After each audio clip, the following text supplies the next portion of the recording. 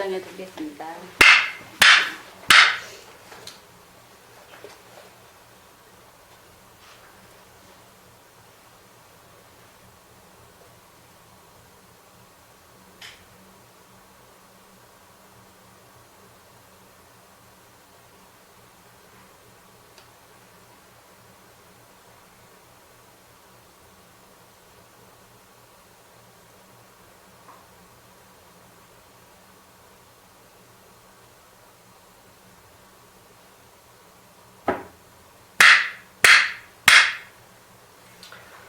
기경기 하겠습니다.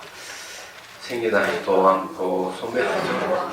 부모도 아니고 영혼도 아니고 오는 것도 아니고 가는 것도 아니고 다른 것도 아니고 같은 것도 아니고 영기법을 가르치신 분, 완전한 깨달음을 얻으신 부처님들 가운데 가장 훌륭한 설법자인 당신께 경의를 표합니다. 우리가 진심직설 107페이지 할 차례입니까? 네. 맞아요? 네.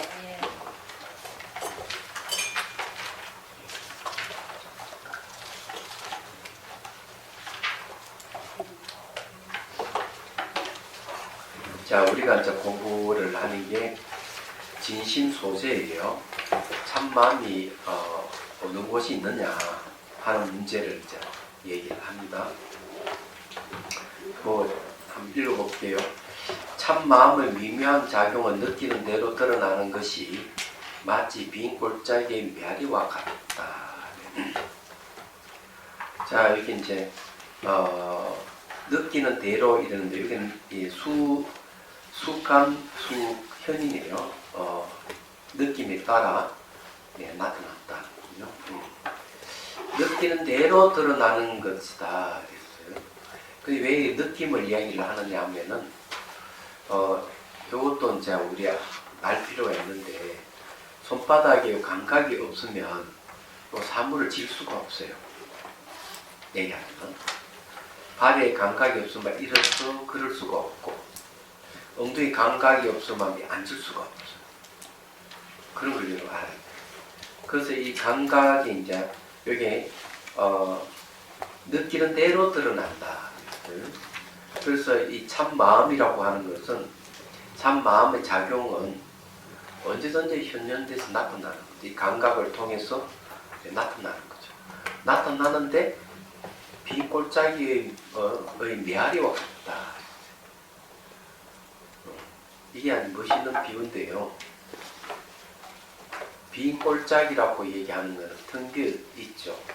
참 마음의 작용은 마치 빈 골짜기 같아서 이 잡을 수도 없고 본래 볼 수가 없어요.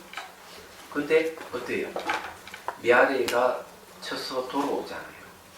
그게 작용이라고 하는 그런 것이죠.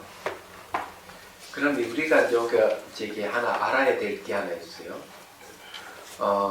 흔히 얘기하면 선한 작용이냐 악한 작용이냐 뭐 이렇게 이제 윤리적인 문제를 들어서 얘기를 할 수가 있죠. 그래서 사람들 대하면은 아주 되게 부드럽게 얘기할 수도 있고 고함을 지르고 성을 내고 이러는 건데 그러면 이러는 것도 참 마음의 작용이냐 이렇게 물어볼 수가 있습니다.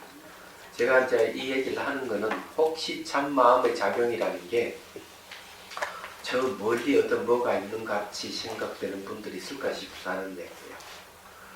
여러분들이 희노애락을 하는 그것이 참 마음의 작용이에요. 욕심 부르고 고함을 지르고 올리 그런데 싸우고 이런 것도 참 마음의 작용이에요. 얘기하던 거. 그래서 이 모든 게 진리 아닌 것이 없고 모든 게 이제 작용 아닌 것이 없다는 말이에요. 얘기하던 거. 그런데 왜 우리는 이 도덕적이게 하는가? 도둑질을 하지 말아야 되고 사건 음행하지 말아야 되고 또 살생하지 말아야 되고 왜 그렇게 해야 되는가 하는 거예요.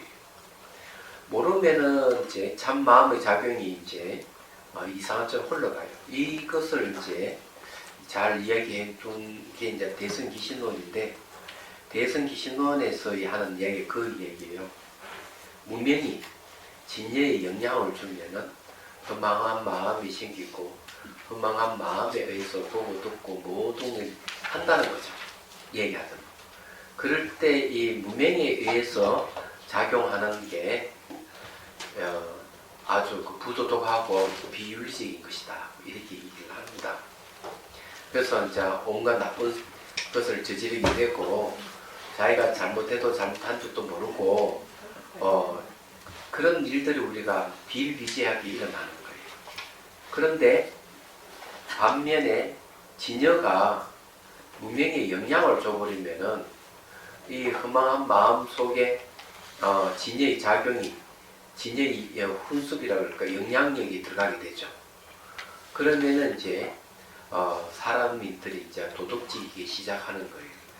생사를 싫어하고 생사가 없는 것을 좋아하는 마음으로 이제 바뀌기 시작하는 겁니다.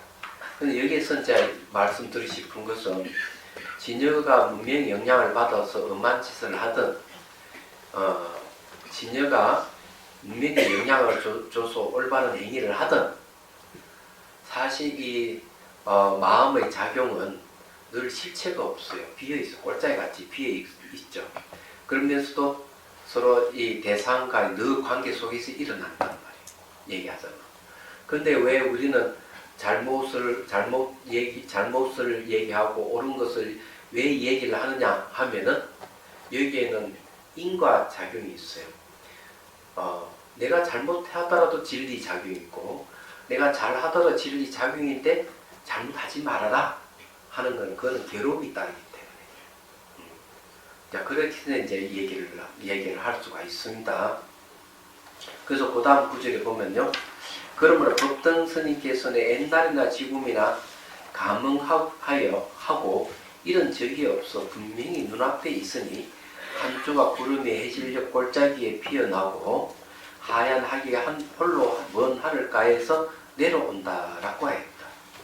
이 때문에 위부의 하음법사께서는 부처님의 법은 언제나 삶 그 속에 있어 오가며 앉고 눕는 곳, 차를 마시고 밥을 먹는 곳, 서로 문답하는 곳이 있으니 의도하는 바가 있어 마음을 내세워 시비분별하는 일은 옳지 않다라고 하였다. 자, 시비분별은 옳지 않다는 말은 뭔가 하면 진리가 늘 현현되어 있고 늘 마음의 작용이 늘 이렇게 뭐 차를 마시고 뭐 일상에 다 있는데 그것이 옳으니 그르니 이렇게 하는 것 자체가 이 진심의 작용을 모르는 행위다. 그러니까 이게 시비분별하는 것도 진여의 작용이지만은 시비분별하는 게 진여의 작용이지만은 그것을 진여의 작용인지를 모르기 때문에 시비분별을 하게 되면은 고통이 따르는 거예요. 네, 다른 건 없어요. 여기는 이제 모든 게 진여의 현현이고 진여의 작용인데 그것이 맞니 안 맞니 이렇게 얘기하면 그건 옳지 않는 일이다. 이런 얘기고 그 다음에 이제 그거 떠나서 우리가 시비분별하는 것도 전부 다 진여의 작용이에요. 옳고 그름을 가리고 또 도둑질을 하고 살인하고 이것도 다 진여의 작용이에요. 그렇지만 그거 왜 하면 안 되느냐? 그건 괴로움이 따르기 때문에 하지 말아야 된다 하는 얘기예요. 그것도 진여의 작용. 네. 무명 자체가 진여의 모습이기 때문에 그래요. 한 모습. 그래서 그것을 아느냐 모르느냐가 중요하다. 이게 이제 부처님 기다른 내용이 연기라고 되어 있고요.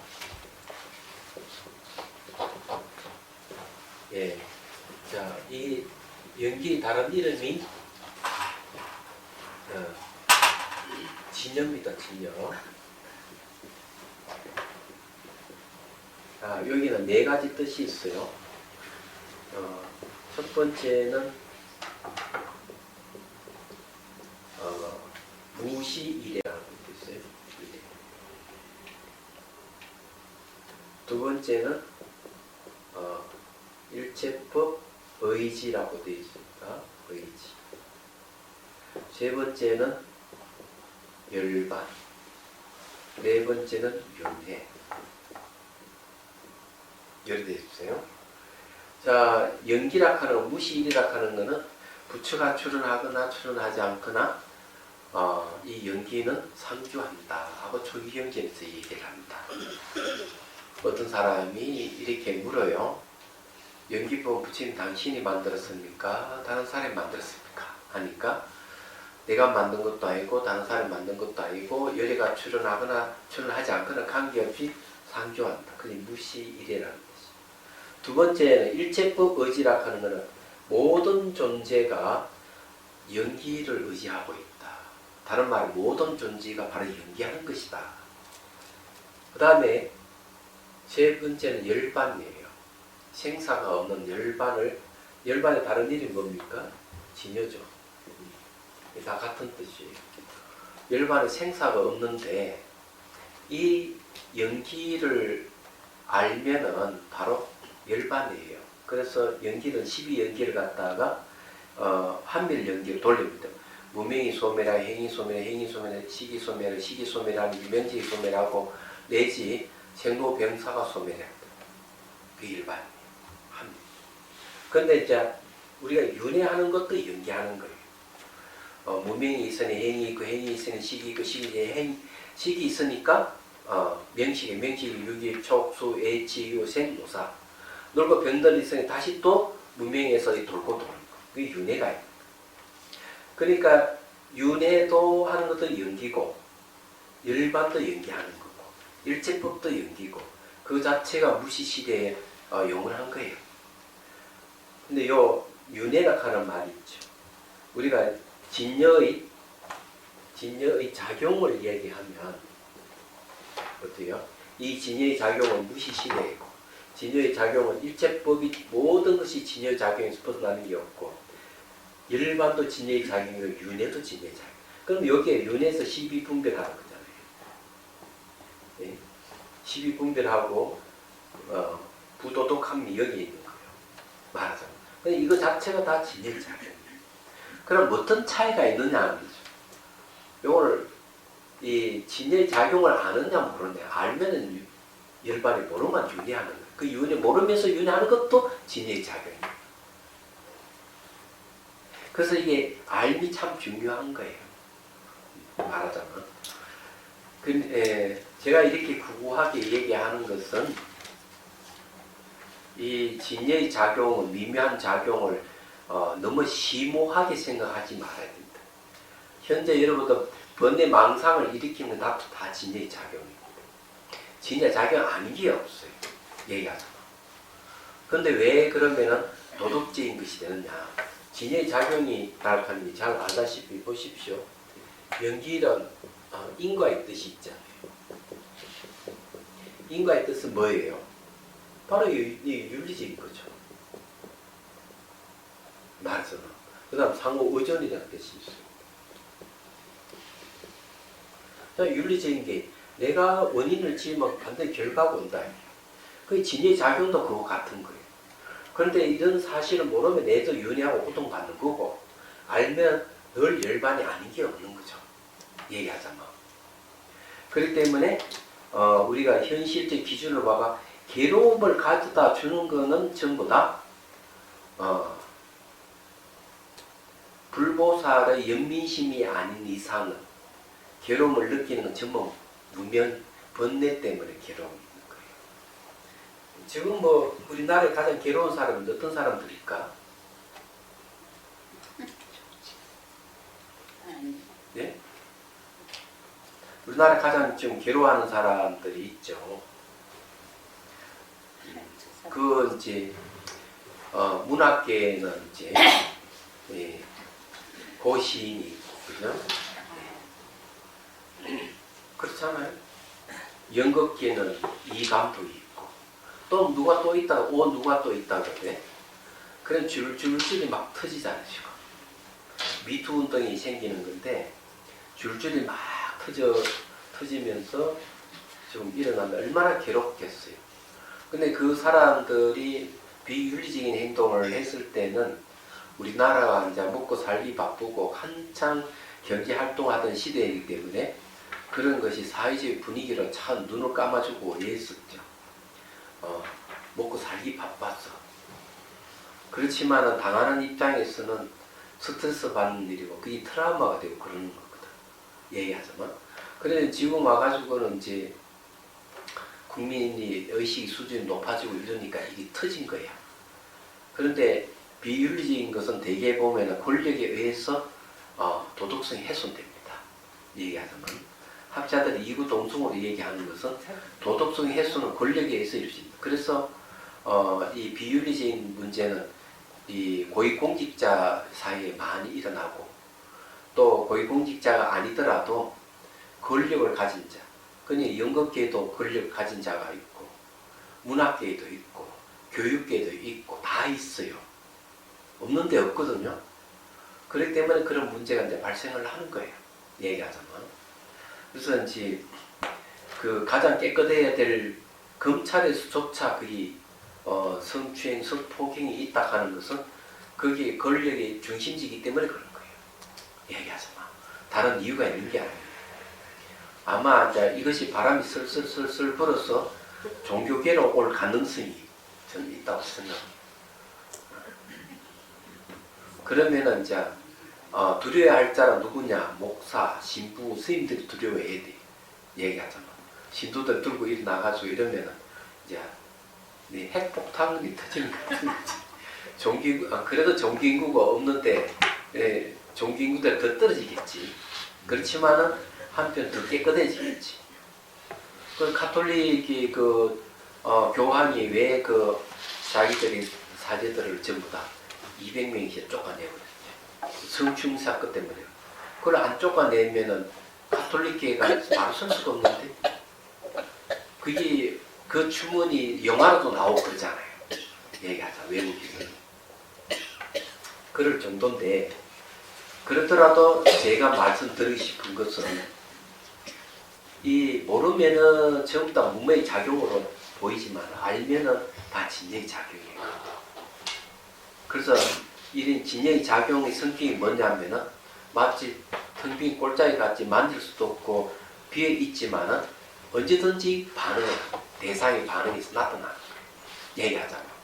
그래서 우리가 이 진리의 작용을 잘 알고 참 마음을 잘 알면은 이제 함부로 부도덕하게 행동을 안 하게 될 것이다. 제가 그때 얘기했지 않습니까? 성만 신천에서 내가 얘기했죠. 부처님 깨달음 내용이 분명히 평등인데 왜 성차별적인 문제라든지 계층과의 차별이나 인종차별에 대해서 왜 불자들은 눈을 감고 있느냐. 그 말이 안 된다. 2600년 전에 부처님 출연하시고 연기를 얘기할 때 연기 다른 이름이 평등입니다.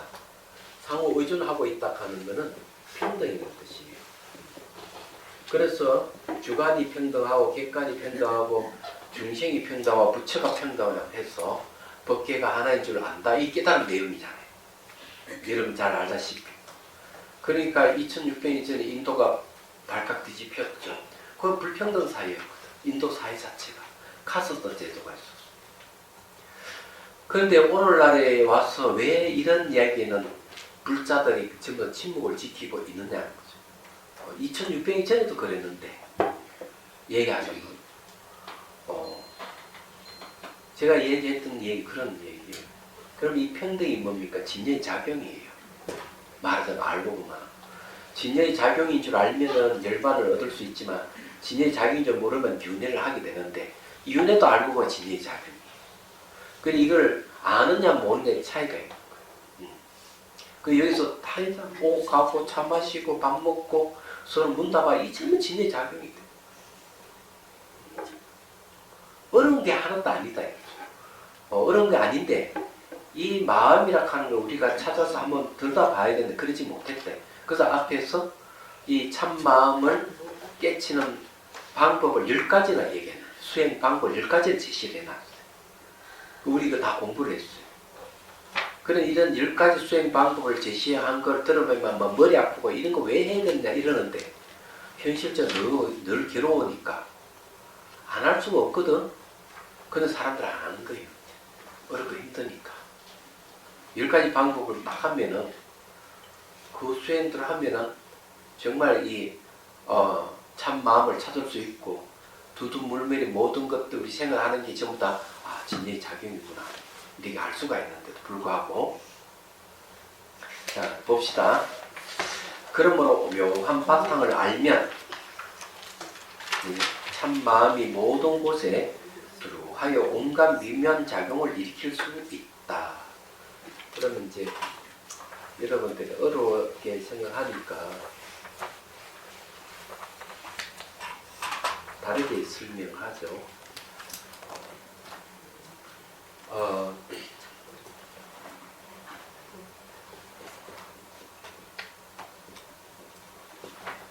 이 진심을 세수로 나눠서 설명하죠. 체, 대,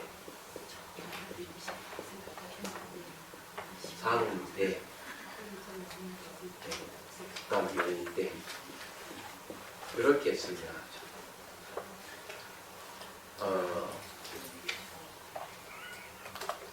거기는 이제 대승기신론에서는 진여라고 하는데 진심이나 진여나 같은 말이에요. 자, 체가 크다. 요 체락하는 게 뭔가 하면 바탕입니다.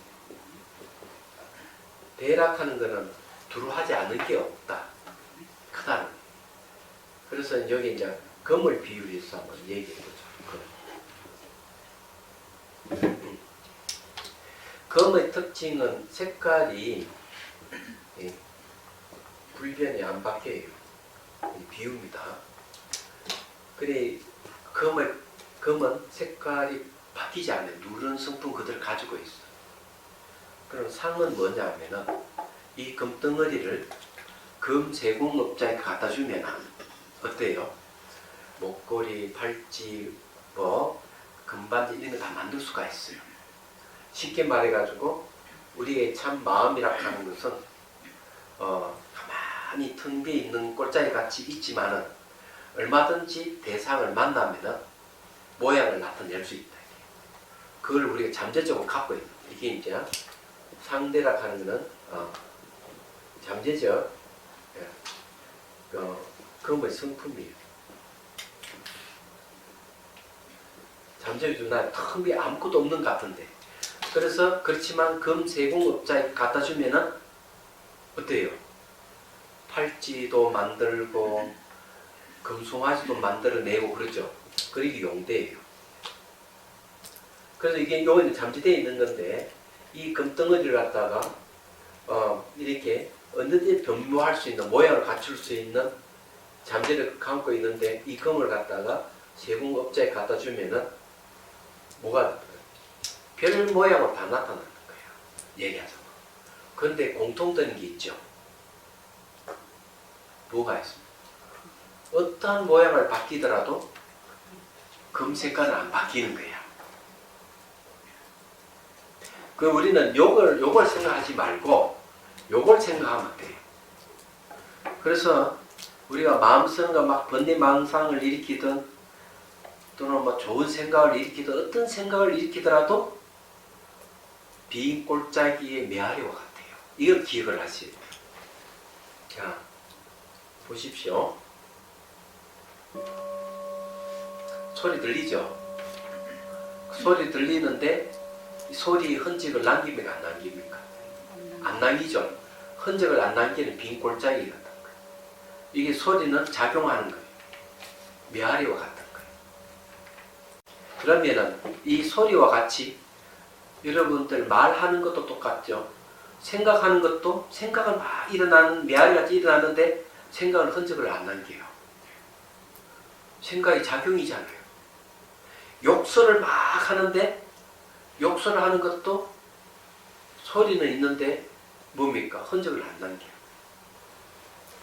무슨 말 이해가 되죠? 네. 자, 이제 손을 들어봐요. 이렇게 탁 쳐봐요. 이렇게 치는 건 뭐예요? 메아리 같죠?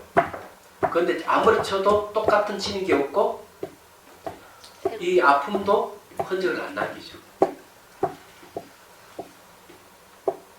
모든 건 여기서 벗어나는 게 아무것도 없어요. 백날 이렇게 해봐도 아무 소용이 없는 거는 자기의 마음을 아직 싸보지 못해서 그런 거예요. 할 수 없지 뭐. 그래서 여기 이 얘기가 그런 겁니다. 오묘한 바탕을 알면 참 마음이 모든 곳에 들어와요. 온갖 미묘한 작용을 일으킬 수 있다.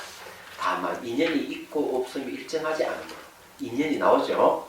미묘한 작용도 일정하지 않을 것. 미묘한 작용이 없는 것은 아니다. 왜 없는 것이 아닌가 하면 텅 비어서 아무것도 없는 것 같은데 툭 건드리면 어때요? 반응이 나타나요. 툭 건드리면 반응하는 것들이 바로 작용이에요. 그래서 이제 여러분들은 이제 그렇잖아요.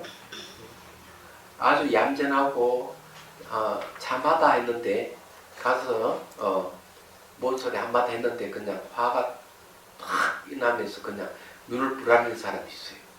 평소에는 굉장히 착한데 말 한마디 잘못해가지고 곤욕을 치는 경우가 있는데 그런 사람도 있어요. 그런데 그러더라도 그것도 진의 작용을 생각하면 돼. 툭 건드니까 자기 반응을 보이잖아. 반응을 보이는데 뭐가 없어요? 실체가 없어요. 늘. 그래서 이런 걸 이제 뭐라 연기적각한다. 생각이 나도 바로 알아차리면은 된다. 뭘 알아차리냐? 흔적 없습니다. 초점 맞추면은 이게 빈 꼴짜기 같지 아무것도 없구나. 그러면서 메아리 치는구나. 이 이치를 알게 되는 거예요. 자, 그 다음에 봅시다. 그래서 이게 지금 인연 따라서 일어나는 거예요. 건드리는 인연과 건드리지 않는 인연이 있으면은 건드리지 않으면 작용이 없고 건드리면 작용하는 것은 인연에 따라서 그렇다. 마음 닦는 사람이 함이 없는 바다로 들어가 온갖 삶과 죽음을 끌어내면 참 마음의 묘한 바탕과 미묘한 작용이 있는 곳을 몰라서는 안 된다. 그래서 이걸 알아야 된다. 생사 끌어내려면은 알아야 된다. 이 말은 무슨 말인가 하면요. 이 대승지 신론에서 이런 얘기, 생각마다 불생불멸을 말했어요. 생각마다 불생불멸. 그러면 그것도 역시 한번 그것도 역시 참마음의 작용 같은데, 이 소리는 생사가 있죠. 그죠? 생겼다 계속 사라지잖아요. 생겼다가 계속 이게 생사가 있어요. 그런데 사라지면서 흔적을 남기지 않는 그 자리는 생사가 없어요. 똑같이 생각은 일어나는데 생각은 생겼다 사라졌다 매번 반복하는데 이게 생각이 일어나도 자취가 없고 생각이 사라져도 자취가 없어요. 자취가 없는 자리는 생멸이 없어요.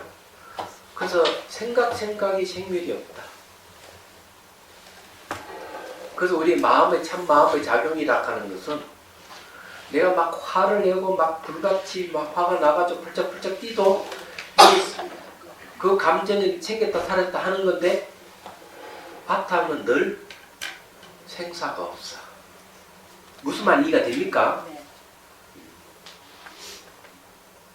그거 모르는 사람은 자 손가락 잡아요. 또 제끼. 뭐가 생겼죠? 통증. 예? 통증. 아픔이 생겼죠? 네. 놓으면은 사라져요. 아픔이 사라졌죠? 이걸 생사라고 해요. 그런데 자 아픔이 생기는 것은 내가 잡고 제끼는 조건 인연에서 아픔이 생겼다가 놓는 인연에서 아픔이 사라져요.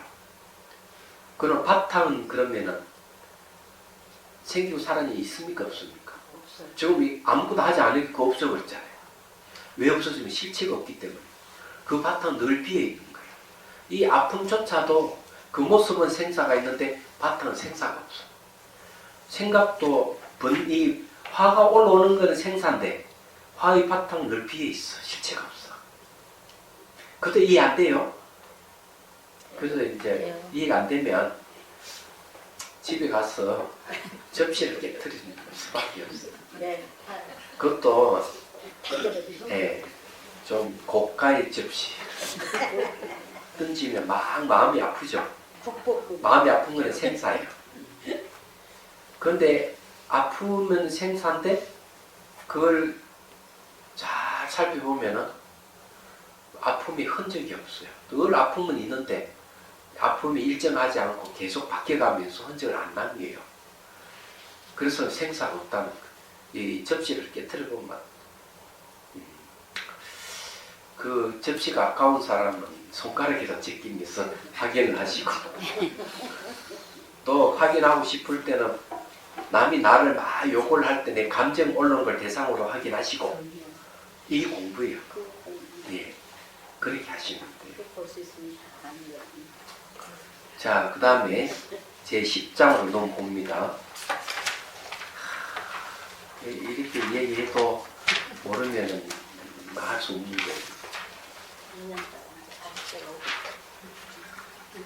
자, 참 마음으로 생사를 벗어나니 진심 출사.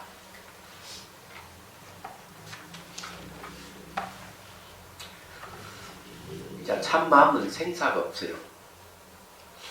바탕이 허운 것 같이 비어 있어서 생기고 사라짐이 없어요. 그러면은 여러분들을 위해서 다시 한번 그 무신 공부의 차례를 제가 말씀드릴게요. 그래 또 이걸 이해가 안 될까.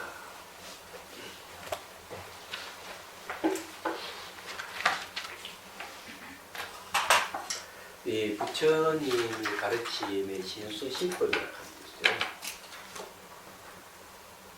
신, 수, 신. 신은 이제 몸, 요거는 감각, 요거는 의식, 요거는 이제 현상. 이제 수행을 하면 이렇게 이제 관을 해요. 몸을 딱 관찰하는 거예요. 그럼 몸을 관찰은 뭘로 하는가 하면은 정념으로 합니다. 정념은 자 알아차림이죠. 네. 그럼 뭘 알아차리느냐 하면 몸의 현상을 알아차립니다.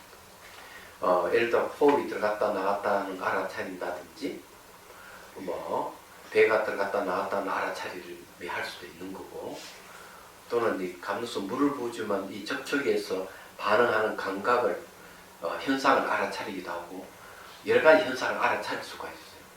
근데 알아차리는데 뭘로 하느냐? 이걸 갖다가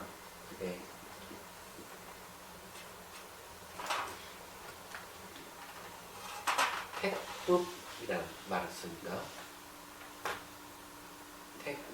택법. 이거는 선택할 택자예요. 법을 선택한다. 요 법은 모든 존재의 공통현상을 법이라고 하는 거예요. 그럼 모든 존재에 공통되는 현상이 뭐가 있습니까? 네? 무상. 사람 변하죠. 책상도 변하죠. 서울이 변하고 대한민국이 변하고 지구가 변하고 우주가 변하는 건 다 똑같아.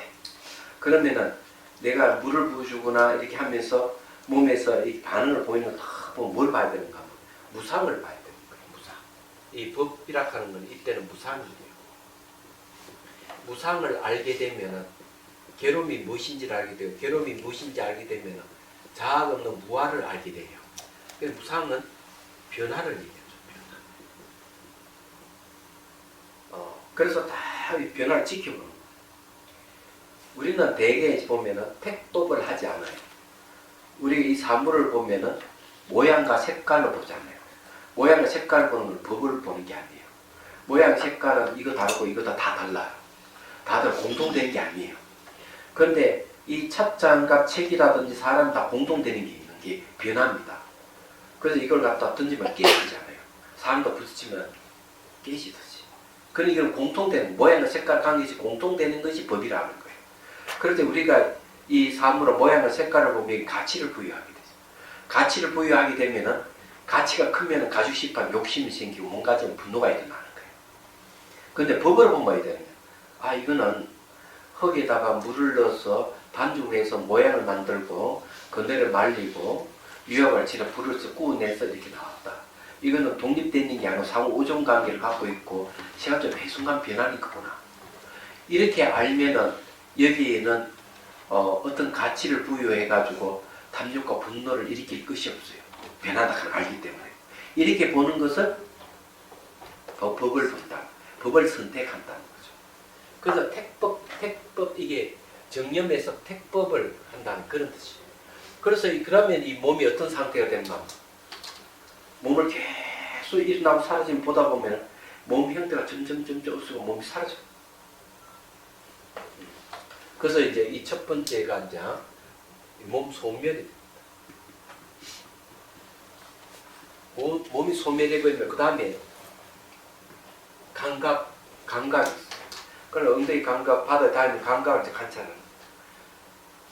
몸은 소멸해버리니까 이게 내가 있다고 생각했는데 소멸해버리니까 환경과 같다 하는 걸 알게 되는데 감각도 일어나고 사라짐을 보면 뭘 봅니까?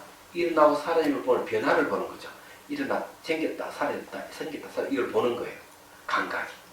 그런데 지나간 감각 돌아오지 않고 미래 감각 오지 않고 현재 감각도 머물지 않는 걸 계속 보는 거예요. 보면 이 감각도 꿈과 같아. 실체하지를 않아요. 그런데 이제 이 감각엔 세 종류가 있어요. 즐거운 감각, 괴로운 감각, 무덤덤한 감각. 이 즐거운 감각을 방치하면은 이 감각에서 뭐가 생겨? 탐욕이 생겨요. 내가 괴로운 감각을 방치하면 분노가 일어나요. 무덤덤한 감각을 방치하면 무지가 일어나요. 탐진치가 일어나요. 그래서 이게 수많은 생각들이 일어나요. 내가 감각 관찰하면서 수많은 생각이 일어날 때 그럼 뭐 이걸 어떻게 처리해야 됩니까? 이런 것들 올라오면은 이걸 이제 연기 적각이라고. 그런 생각이 일어나면은 바로 내가 알아차린다. 근데 보조국사께서 이렇게 해놨죠. 우리 앞에 공부했잖아요. 뭐라는 거는 각파라는 거죠.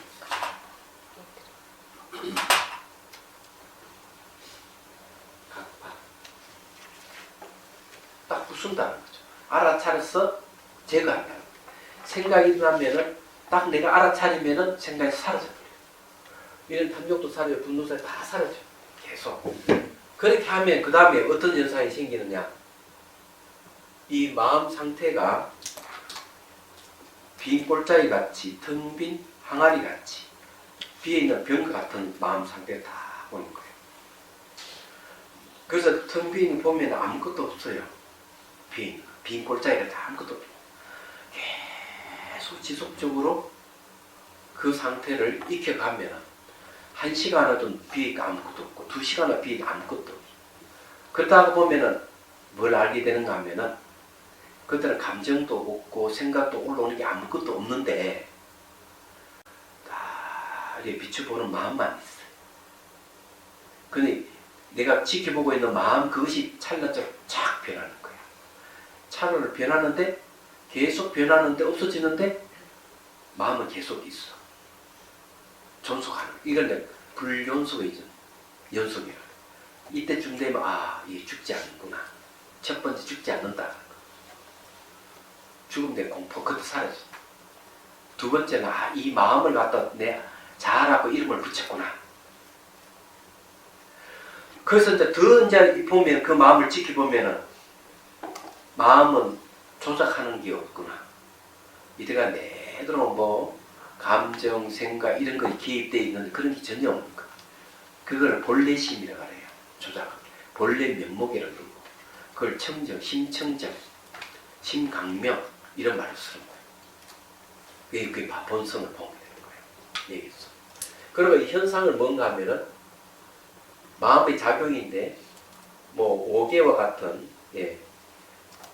덮을 개자들 5가지 이 혼침이라든 들뜸이라든 의심이라든지 이런 안 좋은 마음의 작용은 있고 또 이 팔정도라든지 칠각지라든지 이런 게 있거든요. 이런 게 있는데 이런 거는 좋은 심리야. 그래서 내가 수행하는데 내가 불편한 심리 작용을 선택하지 않는 거예요. 내가 수행한 도움이 되는 심리를 선택하는 게 법의 입장이에요. 그러면은 내가 이렇게 수행을 하면서 이래 나쁜 심리는 제거하고 좋은 심리는 수행이 좋아하는 것은 내가 사용하는 거예요. 그러면 이것도 역시 법으로 법이 바로 마음을 도와줘. 이때 이 마음이 이제서 뭐가 생기는 열감이 드러납니다. 열감. 그럼 여기에서 이제 제가 말씀드리고 싶은 것은 이제 뭐냐면은 마음의 바탕이 텅 비어 바탕이 처음에는 마음의 바탕이 드러나지 않고 아무것도 없는 비어 있는 것만 있죠. 그거는 공성은 아니에요.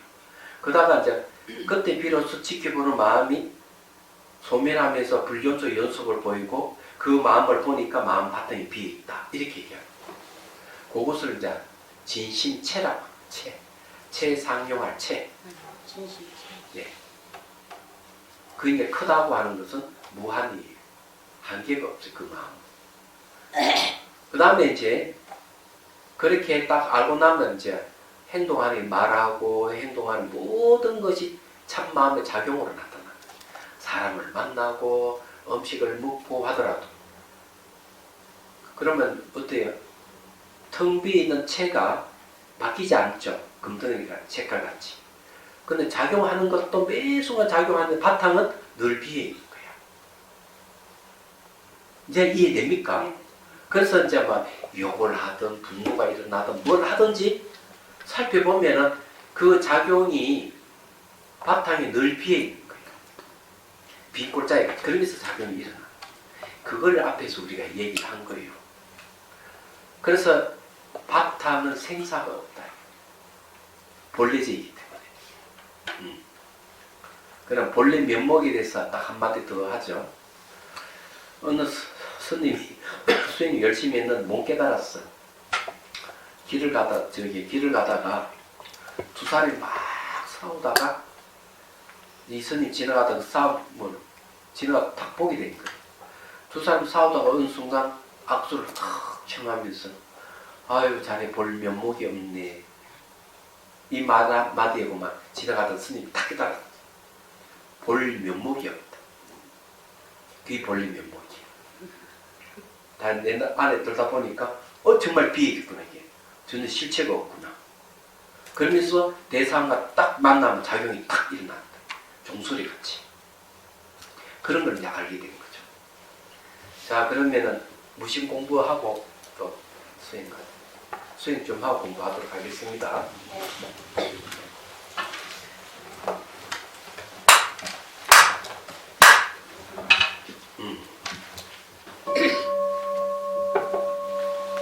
고조국사의 휴혈이라는 우리 앞에 10가지 수행을 제시한 것 중에 두 번째 휴혈이라 하는 수행법을 제시했는데 그걸 하겠습니다. 자, 숨을 들으시고 내쉬고 어깨에 힘을 빼야 됩니다. 내쉴 때 적주를 고치 세우고 시선을 곳곳이 잠시 둡니다.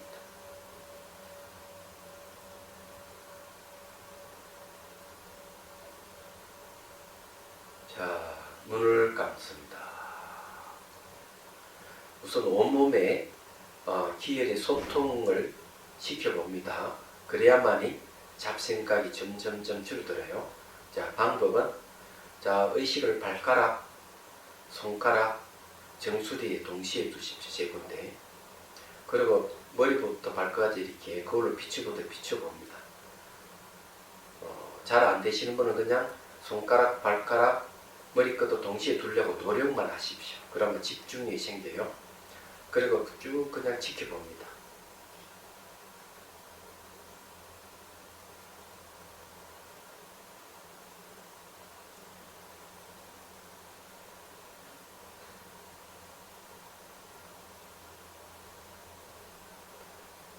여기서 보려고 하면 안 되고요. 들으려고 하지도 마시고요. 느끼려고도 해도 안 됩니다.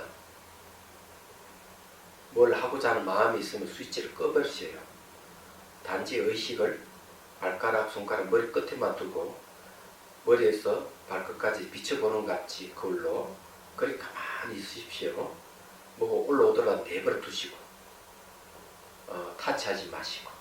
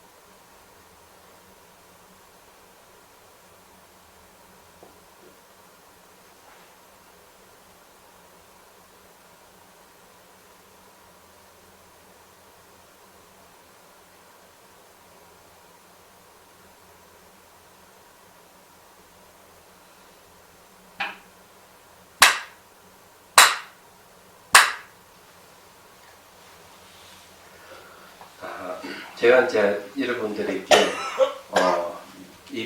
가르쳐 드린 방법은 잠깐 설명해 드리죠. 발가락, 손가락 머리 끝에 왜 두어야 되느냐. 그냥 하면은 이게 이제 몸이 이완이 안 되는 상태에서는 그 망상이 많이 일어나요. 그래서 이게 몸에 이게 소통이 잘 돼야 되거든요.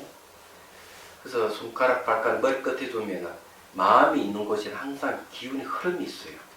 그래서 이걸 자주 하면 손발이 따뜻해지고 몸이 가벼워지고 그렇습니다. 반면에 망상이 그만큼 줄어들어요.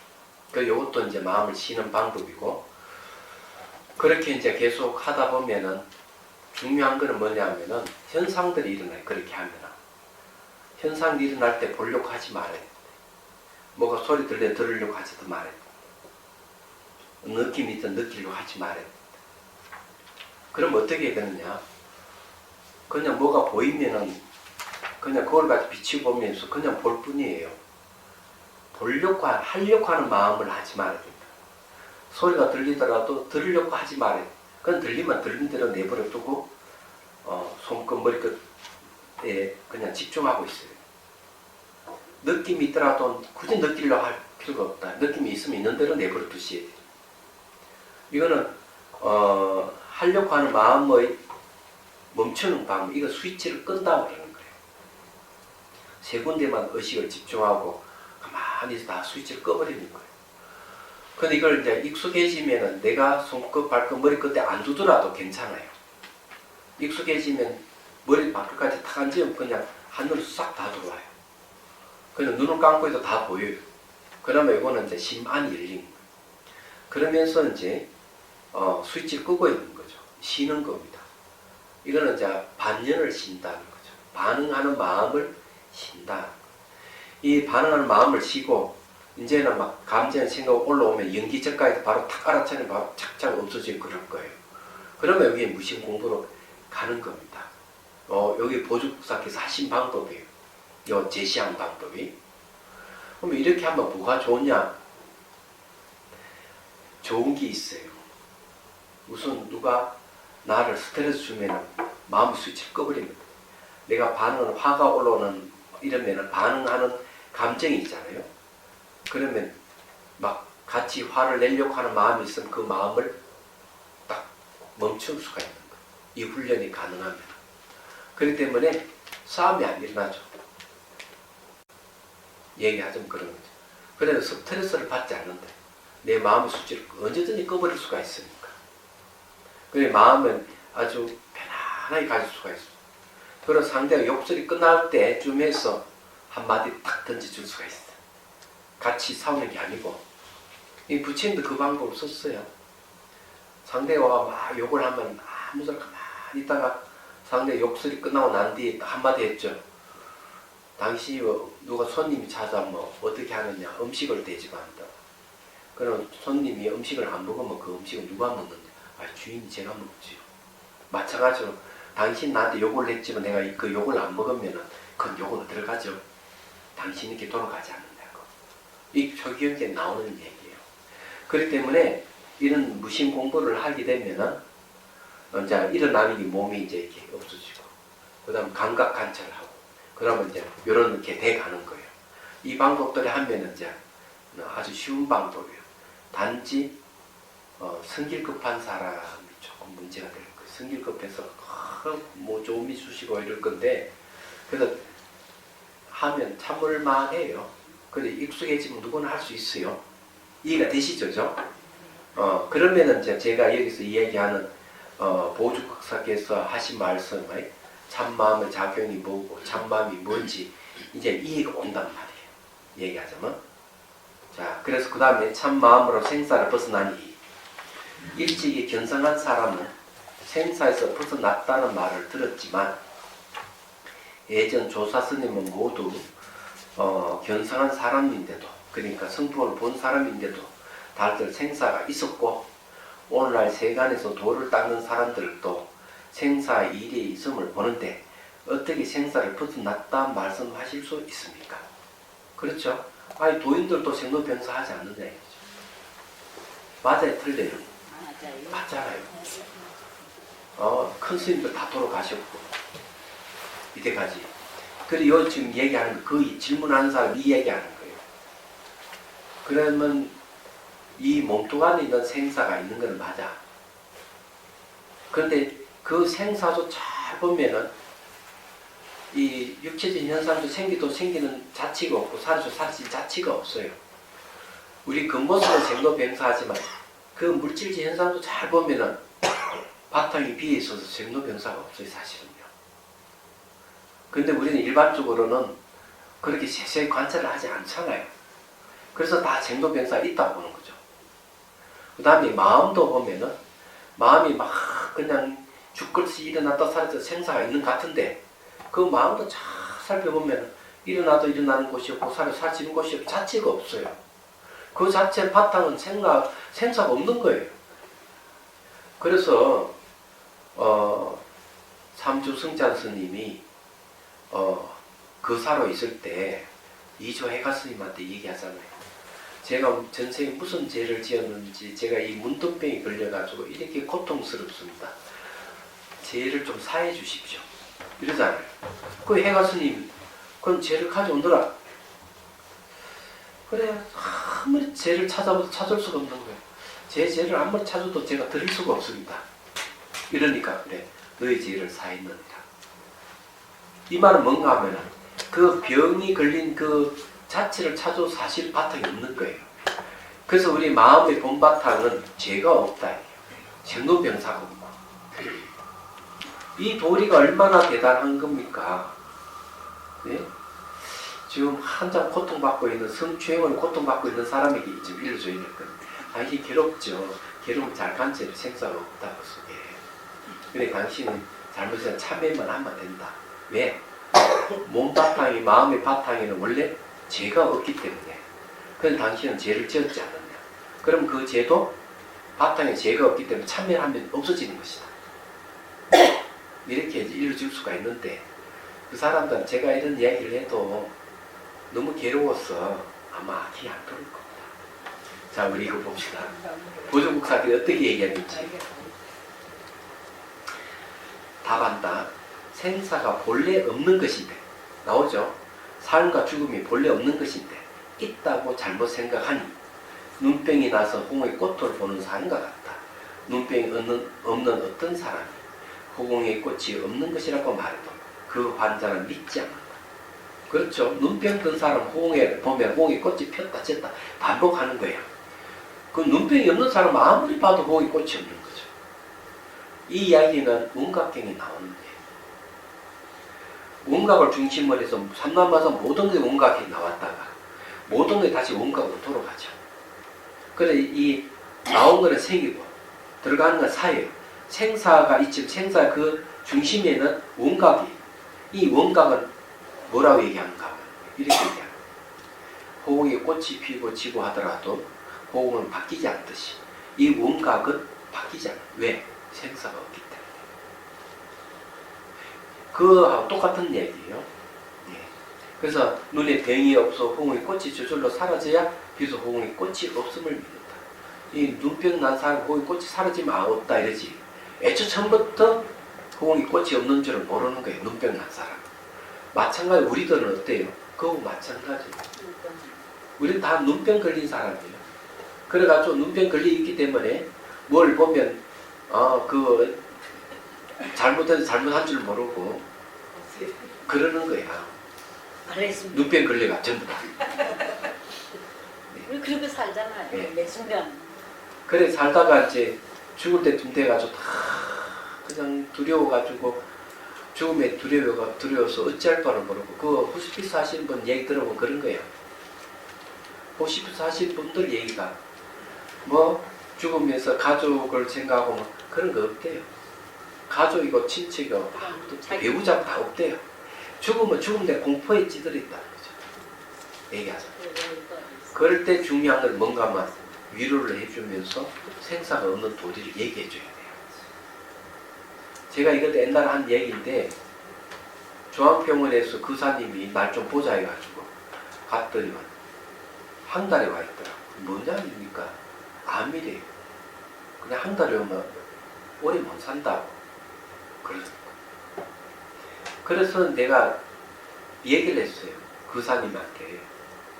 내가 딱 들어가니까 침대에 탁 일어나다고 이쪽 옆에 나 가족들이 앉아있고 내 손을 쫙 잡으면서 막 얼굴이 참담한 거예요.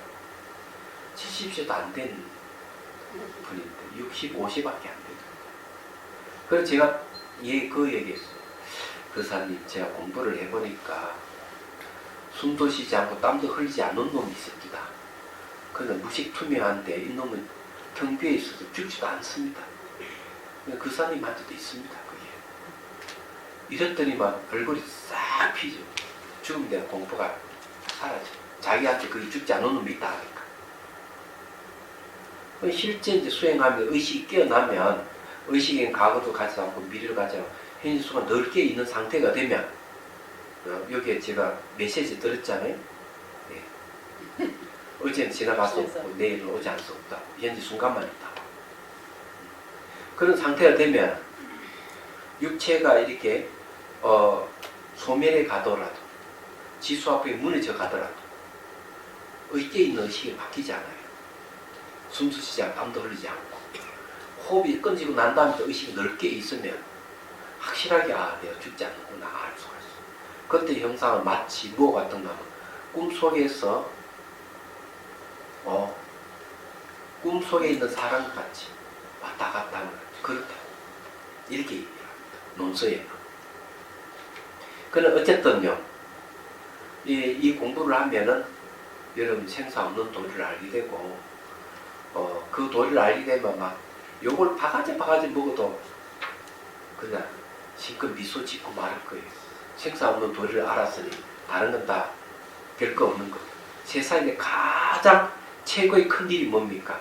1대4의 약한 1대 최고의 큰 일은 생사 없는 도리를 아는 게 깨치는 거예요. 예.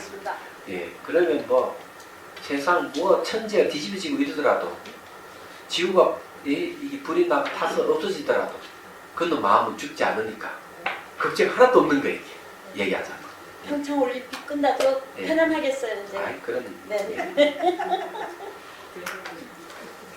자, 그 다음 봅시다. 호의 꽃이 사라지지 않더라도 그 꽃 또한 없는 것이니 그 꽃이 안 사라져도 그 원래 없다 이게야. 오직 병자들만 꽃이라고 흠망하게 집착할 뿐 그곳에 실제 있는 것은 아니다. 이는 마치 사람들이 생사가 있다고 잘못 아는 것 같다. 그래서 제가 얘기했잖아요. 몸도 보면은 막 생로병상 같아도 몸도 잘 살펴보면 몸의 현상도 생기도 생긴 자체가 없고 사라진 자체가 없다. 생사 없어요 원래. 자 11페이지. 혹 생사가 없는 사람이 본데 생사 없는 것이라고 말해주어도 그들은 믿지 않는다. 그러다 어느 날 허망한 마음이 씌어졌어. 무심 공부를 했었나 씌어져가지고 생사가 저절로 없어져야 비로소 생사가 본래 없음을 그때 안다. 네. 네. 생사가 아직 없어지지 않았을 때 또한 실제 있는 것이 아닌데 생사가 있다고 잘못 아는 것이다. 생사가 아직 없어지지 않은 우리가 생로병사하는 속에서도 사실은 생사가 없다 이게야. 그래서 생사가 있다고 잘못 안다 이 사람들이. 그러므로 온갖 격에서 말한다. 선남자여 모든 중생이 무시이래. 온갖 잘못을 어리석은 사람이 동서남북을 바꾸어 생각하듯 지수화풍 4대를 몸의 구성 요소죠. 흙, 물, 불, 바람. 흙은 이 뼈라든지 피부, 장기 이런 거고요. 손톱, 발톱 이런 거예요. 수는 체액입니다. 피 같은 거. 화는 뭔가 체온을 얘기합니다. 풍은 뭔가 에너지를 얘기해요. 말하고 생각하는 에너지. 그래 지수화풍 4대를 자신의 몸으로 삼고 색성량 미촉부 육진 경계에 반연한 그림자를 자기 마음으로 삼는 것이다. 대상을 반연할 때는 일어나는 마음을 자기 마음이라고 해야 한다. 이게 진짜 마음이 아닌데 이런 비유하면 눈병이 난 눈으로 홍의 꽃을 보는 것 같다. 나아가 이는 마치 많은 허공의 꽃들이 홍에서 없어지지만 없어지는 곳이 있다고 확실하게 말할 수 없는 것 같다. 왜냐하면 본래 생겨나는 곳이 없기 때문에. 없어지는 것이 없어요. 왜? 생겨나는 것이 없기 때문에 사라지는 곳이 없고 그래도 일어나는 곳이 없고 사라지는 곳이 없다고 얘기해요. 생각이 불생불멸. 그래서 그렇게 하려면 일어날 때마다 알아차리면 즉 연기적각해야 됩니다. 생각이 일어나면 바로 알아차림하면은 사라져요. 그러면서 아, 이게 실체가 없는구나. 알게 되는 거예요, 이게. 유정은 제게 생로병사하면서 온갖 희노애락 속의 즐거움을 찾고 있죠. 네. 그렇지만 도인들 수행하는 사람은 생사 없는 그 도리에 미명을 작용하는 그것으로서 즐거움을 살아요. 그래서 늘 모르는 중생들을 구제하는 그 중생 구제하는 즐거움으로 사시는 겁니다. 질문하십시오. 질문 시간이요. 네. 아까 손을 할 때요.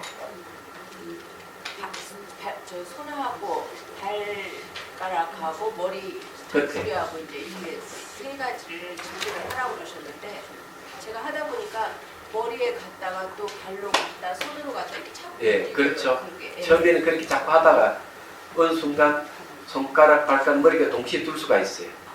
그렇게 하다 보면 전체를 보는 눈이 생기기 시작하는데 그러면서 동시에 두게 되면 이제 집중이 좋아지는 거지. 왔다 갔다 왔다 원래 처음에 그렇게 하는 거예요. 그렇게 하면서 그것도 집중하는 모습이거든. 그렇게 하다 어느 순간 딱 되면은 동시에 놓을 수 있고 그것이 익숙해지면 안 놓더라도 머리부터 발가락 그냥 다 보게 되는 전체를.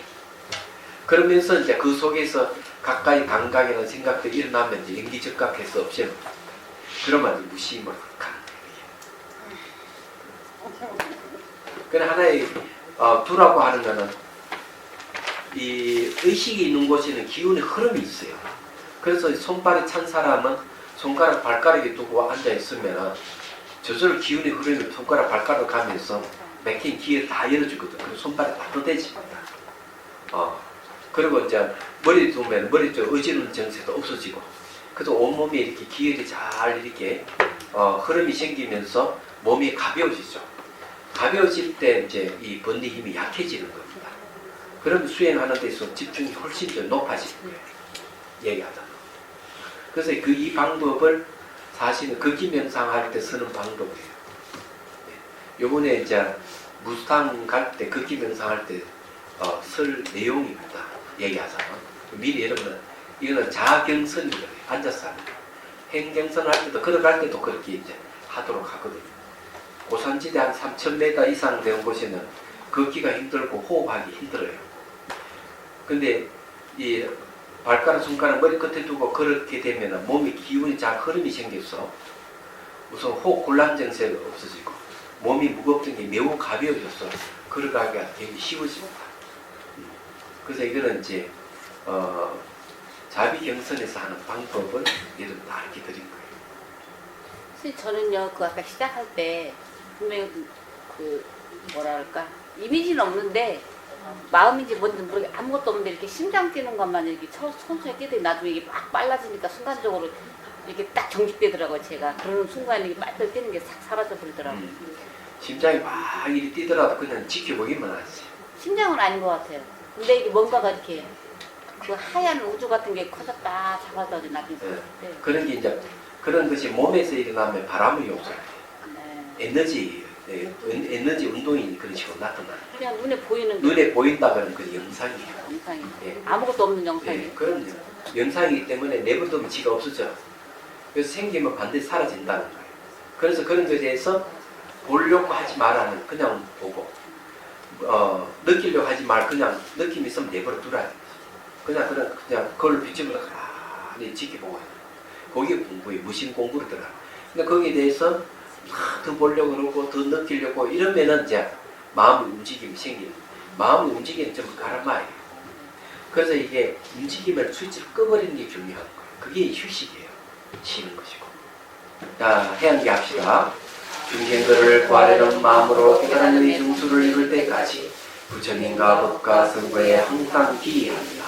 지혜와 자비를 갖추고 유정을 위해 노력함으로써 부처님 앞에 머물겠습니다. 원만한 보리심을 일깨우겠습니다. 공개가 있는 한 중생이 있느나 저도 함께 따라 머물며 중생의 고통을 없앤 자로 남게 했습니다. 감사합니다.